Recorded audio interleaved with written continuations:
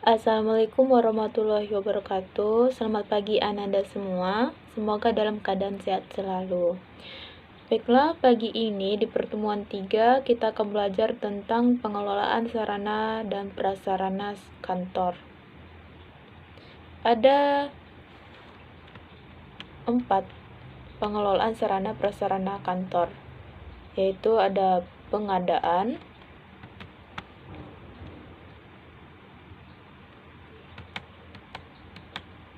ada penyimpanan, pemeliharaan, dan inventaris. Di sini kita akan masuk mengenai pengadaan, di mana pengadaan itu adalah kegiatan penyediaan sarana dan prasarana untuk menunjang pelaksanaan tugas. Karena fungsinya dan kegiatan di setiap organisasi itu berbeda, maka pengadaan ini tidak selalu sama antara organisasi satu dengan organisasi yang lain. Dalam mengadakan sarana dan prasarana antar organisasi yang satu dengan organisasi yang lain itu harus dilakukan perencanaan terlebih dahulu, di mana hal-hal yang perlu diperhatikan dalam menyusun perencanaan sarana dan prasarana kantor itu yaitu gunakan prosedur pengelolaan sarana dan prasarana. Kemudian, tentukan jenis, kualitas, dan kuantitas sarana prasarana yang dibutuhkan. Selanjutnya, sesuaikan antara kebutuhan sarana dan prasarana dengan biaya yang tersedia. Dan penyimpanan dan pemeliharaan sarana dan prasarana. Kemudian, sediakan dan gunakan sarana dan prasarana tersebut secara operasional. Terus, kumpulkan dan kelola data sarana dan prasarana. Dan yang terakhir itu penghapusan sarana dan prasarana sesuai dengan prosedur yang berlaku. Jadi tidak sembarangan kita dalam menghapus sarana dan prasarana. Tentu ada prosedurnya. Baiklah, berikut ini adalah fungsi dari pengadaan sarana dan prasarana kantor, di mana dalam penelitian kebutuhan perlengkapan kerja, baik mengenai jumlah maupun mutu, faktor yang perlu diperhatikan dalam penelitian dan penentuan kebutuhan perlengkapan kerja itu adalah faktor fungsional, faktor ongkos, dan faktor praktis, dan faktor standarisasi serta normalisasi. Kemudian itu adalah standarisasi dan perincian benda, di mana langkah yang perlu ditempuh untuk mengusahakan standarisasi tersebut ialah klasifikasi alat-alatnya terlebih dahulu, menggolongkan alat-alat yang berfungsi sejenis, dan menghasilkan barang tertentu yang sama. Kemudian spesifikasi dan perincian alat-alat dengan menggunakan kemampuannya. Dan yang ketiga yaitu standarisasi alat-alat dengan mempertimbangkan untuk penggunaan dalam jangka waktu lama atau efisiensi kerjanya. Selanjutnya tentang pembelian benda perbekalan, di mana dalam beberapa pertimbangan pokok pembelian pembekalan barang ini ialah sedapat mungkin mengurangi pembiayaan baru dengan mencari benda yang dibutuhkan dari benda yang merupakan kelebihan. Selanjutnya itu menimbulkan kompetensi di antara produsen dengan membuat spesifikasi atas benda yang akan dibeli dan mengadakan penelitian yang sesama di antara produsen dengan baik. Dan ketiga yaitu mendapatkan keterangan terbaru atas benda, keadaan pasar, dan harganya.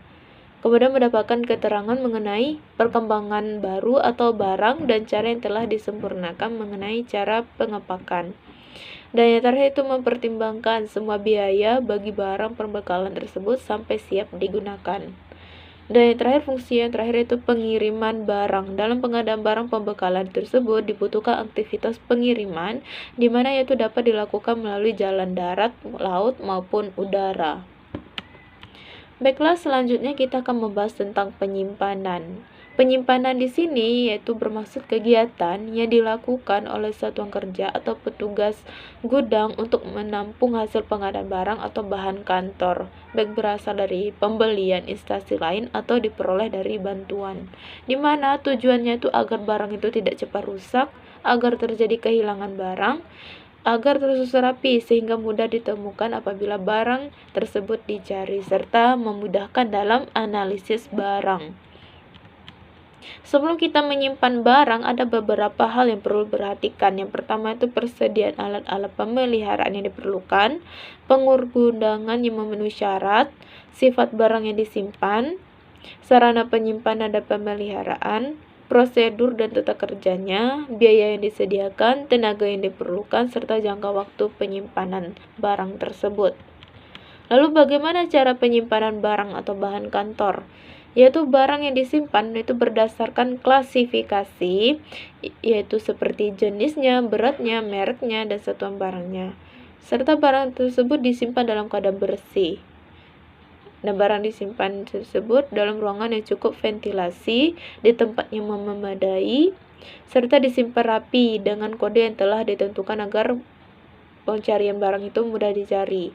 Kemudian disimpan harus terhindar dari sengatan matahari atau siraman air. Kemudian disimpan di ruangan yang dapat dikunci. Kemudian barang disimpan harus sudah dihitung dan dicatat dalam buku persediaan agar tidak terjadinya miskomunikasi atau penghilangan barang. Selanjutnya itu barang yang biasanya dikeluarkan itu lebih cepat sebaiknya diletakkan di bagian terdepan. Sebaliknya, barang yang dikeluarkan lebih lama disimpan lebih dalam agar tidak akan terjadi perkacauan dalam peletakan barang. Selanjutnya yaitu pemeliharaan. Pemeliharaan ini yaitu kegiatan untuk mengusahakan agar barang atau bahan kantor tersebut tetap dalam keadaan baik atau siap untuk dipakai, di mana tujuannya itu agar tidak mudah rusak karena hama atau suhu, kemudian agar barang itu tidak mudah hilang, tidak kadaluarsa, tidak mudah menyusut, atau agar sarana prasarana itu selalu dalam keadaan bersih. Ada beberapa cara dalam pemeliharaan sarana dan prasarana kantor.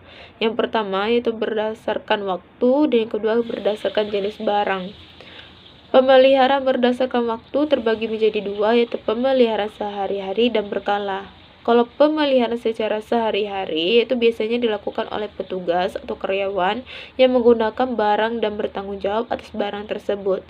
Misalnya pemeliharaan ruang kerja, mesin tik, komputer, dan mobil. Jadi yang bertanggung jawab itu adalah orang yang menggunakan barang tersebut.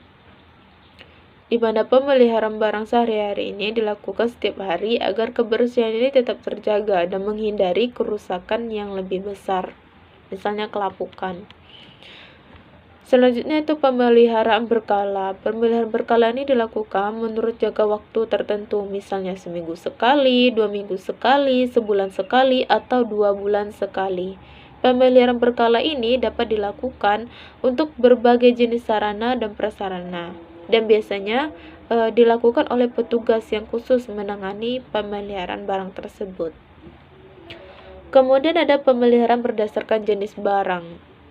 Ada dua jenis, yaitu barang bergerak dan barang tidak bergerak. Kalau pemeliharaan barang bergerak tersebut dapat dilakukan setiap hari maupun secara berkala.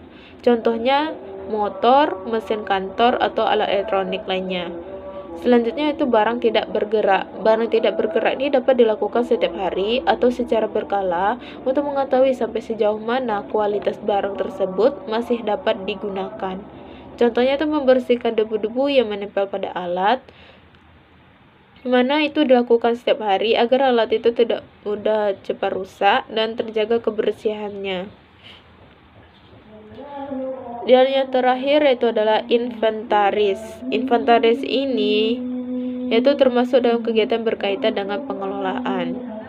Kegiatan inventaris yaitu semua kegiatan dan usaha untuk memperoleh data yang diperlukan mengenai sarana dan prasarana yang dimiliki. Jadi inventaris ini gunanya untuk mencatat barang dan prasarana yang masuk dan keluar. Yang keluar di sini maksudnya barang sudah tidak terpakai lagi. Di mana tujuan inventarisasi ini yaitu agar peralatan tidak mudah hilang, kemudian adanya bukti secara tertulis terhadap kegiatan pengelolaan barang sehingga dapat dipertanggungjawabkan. Yang ketiga itu memudahkan dalam pengecekan barang, memudahkan dalam pengawasan, dan yang terakhir memudahkan kita mengadakan kegiatan mutasi atau penghapusan barang. Jadi di sini dapat Ibu simpulkan kegiatan sarana dan prasarana kantor itu terdiri dari proses pengadaan, penyimpanan, pemeliharaan, dan inventaris. Di mana pengadaan ini yaitu penyediaan sarana dan prasarana untuk menunjang pelaksanaan tugas. Karena fungsinya atau kegiatannya di organisasi berbeda-beda, maka pengadaan sarana dan prasarana kantor tersebut tidaklah selalu sama antara organisasi satu dengan organisasi lainnya. Kemudian penyimpanan ini dilakukan oleh satuan kerja atau petugas gudang untuk menampung hasil pengadaan barang atau bahan kantor. Itu baik berasal dari pembelian instansi lain atau yang diperoleh dari bantuan. Kemudian pemeliharaan kegiatan terus-menerus itu untuk mengusahakan agar barang atau bahan kantor tersebut tetap dalam keadaan baik atau siap dipakai. Selanjutnya, inventarisasi sarana dan prasarana kantor, di mana inventarisasi ini digunakan untuk mencatat barang atau bahan kantor untuk memperoleh data yang diperlukan mengenai sarana dan prasarana yang dimiliki dalam organisasi tersebut. Nah, mungkin itu yang Ibu dapat jelaskan mengenai pengelolaan sarana dan prasarana kantor. Mudah-mudahan Anda semua paham mengenai pemeliharaan, pengadaan, penyimpanan, serta inventarisasi. Di sini Ibu akan memberikan tugas kelompok. Silakan Anda kerjakan. Ibu akan membagi kelompok menjadi 4, di mana kelompok 1 itu mengerjakan tentang pengadaan, kelompok 2 penyimpanan, kelompok 3 pemeliharaan, dan kelompok 4 itu inventarisasi. Dan diskusikan tentang pengadaan, penyimpanan, pembelian, dan inventarisasi tersebut di kertas manila. Kemudian hiasilah sebagus mungkin. Kemudian ditempelkan di mading kelas. Mungkin itu yang dapat Ibu sampaikan tugas kelompok ini. Assalamualaikum warahmatullahi wabarakatuh.